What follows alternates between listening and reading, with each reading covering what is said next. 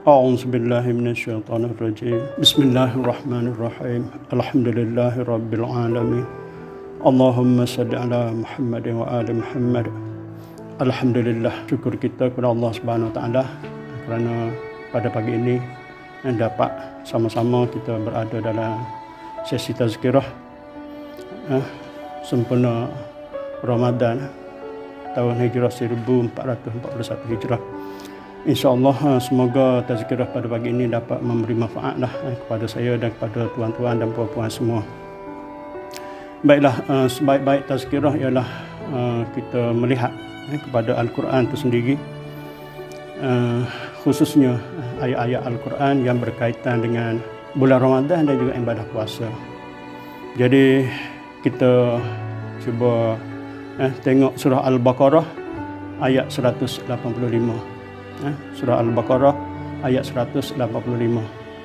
Baik, sebagai mukaddimah saya menjelaskan kandungan ayat 185 ni. Baik, antaranya ialah menceritakan tentang keutamaan bulan Ramadan itu sendiri. Dan yang keduanya tentang kewajipan berpuasa ke atas setiap mukallaf. Dan yang ketiganya ialah kelonggaran kepada mereka yang sakit dan juga kepada mereka yang bermusafir. Baiklah, kita baca ayat tu, kemudian kita tengok tafsiran bersama-sama. A'udzubillahi minasyaitonirrajim. Bismillahirrahmanirrahim. Syahrul Ramadan alladzi unzila fihi al-Qur'an hudan lin-nas wa bayyinatin minal huda wal furqan. Faman syahida minkum syahra falyasum. Wa man kana maridan aw ala safarin fa iddatun min ayamin ukhra yuridullahu bikumul yusra wa la yuridu bikumul usra walitukmilul iddata walitukabbirullaha ala ma hadakum wa la'allakum tashkurun. Baik, Allah berfirman, Syahrul Ramadan alladzi unzila fihi al-Quran. Bulan Ramadan itu ialah bulan yang diturun di dalamnya Al-Quran. Hudan linnas, petunjuk bagi manusia, wa bayyinatin minal huda, dan keterangan daripada petunjuk, wal furqan, dan yang membezakan. Faman syahida minkumus syahra, sesiapa antara kamu berada dalam bulan tersebut, falyasumhu, hendaklah ia berpuasa. Wa man kana maridan, dan sesiapa yang sakit, au ala safarin, ataupun sedang bermusafir, fa'iddatun min ayamin ukhar, maka hendaklah dia mengganti pada hari-hari yang lain. Yuridullahu bikumul yusra, sesungguhnya Allah menghendaki kepada kamu itu kemudahan, wala yuridu bikumul usra, dan Allah tidak menghendaki ke atas kamu itu kesusahan. Walitukmilul iddah, dan sempurnakan bilangan, walitukabbirullaha, dan agungkanlah Allah ala ma hadakum, di atas petunjuknya kepada kamu, wala'allakum tashkurun, mudah-mudahan kamu menjadi golongan yang bersyukur. Baik, kita tengok tafsiran demi tafsiran. Baik, Tuhan kata Syahrul Ramadan alladzi unzila fihi al-Quran. Bulan Ramadan itu ialah bulan yang diturunkan di dalamnya Al-Quran. Jadi dalam ayat ni Allah Subhanahu wa taala memberitahu kita semua bahawasanya dalam bulan Ramadan inilah Allah Subhanahu wa taala menurunkan sekaligus Al-Quran kepada langit dunia.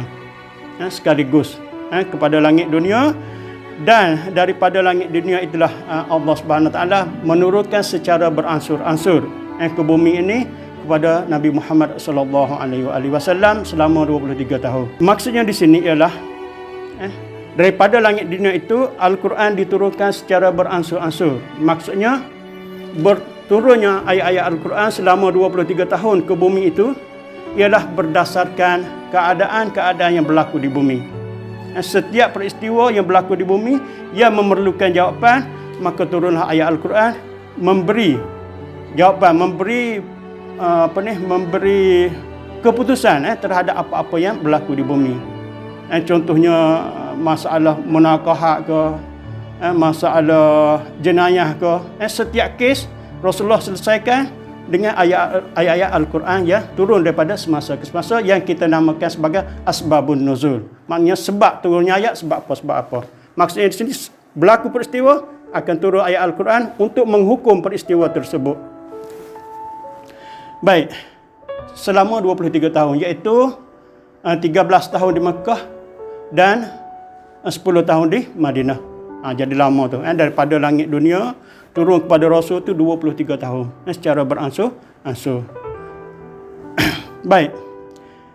Yang kedua, hudan linnas. Al-Quran ini sifat dianya ya hudan linnas, memberi petunjuk kepada manusia. Memberi petunjuk kepada manusia iaitu memberitahu kepada manusia untuk mengenali siapa pencipta dia.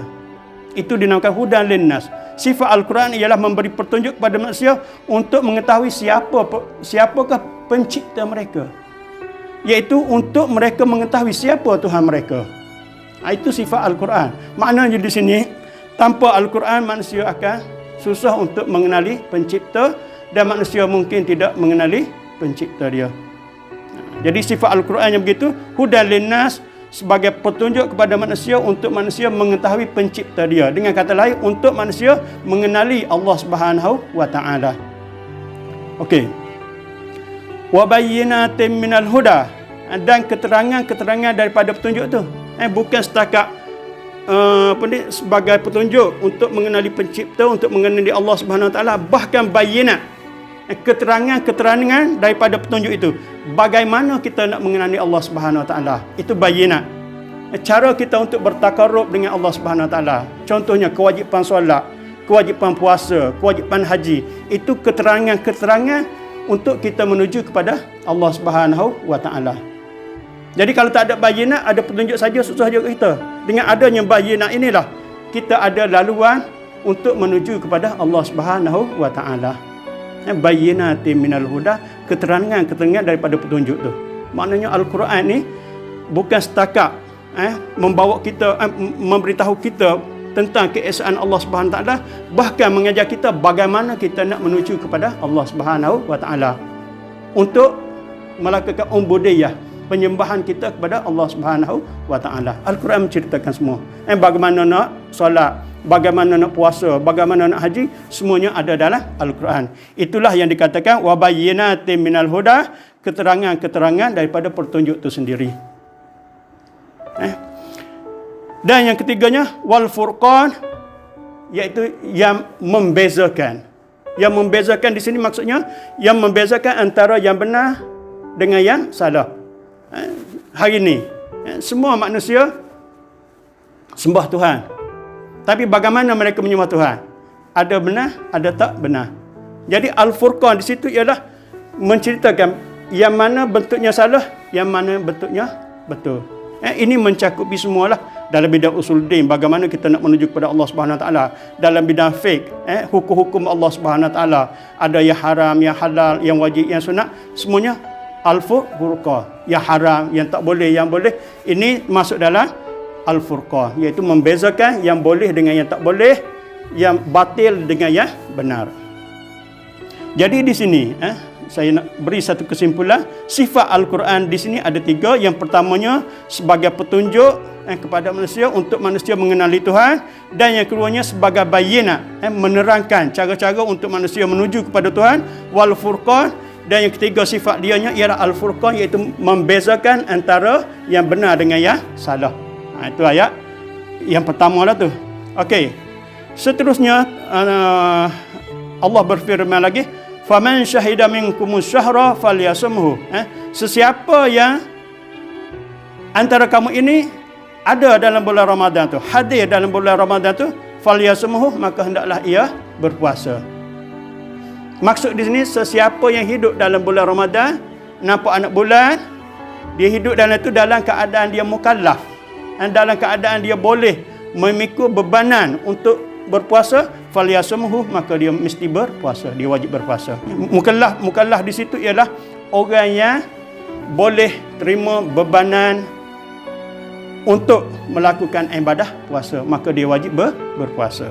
Baik, wa man kana maridan, dan sesiapa yang demam, sesiapa yang sakit, au ala safarin, ataupun sedang bermusafir, fa'iddatu min ayamin ukhar, maka dia mesti ganti pada hari-hari yang lain.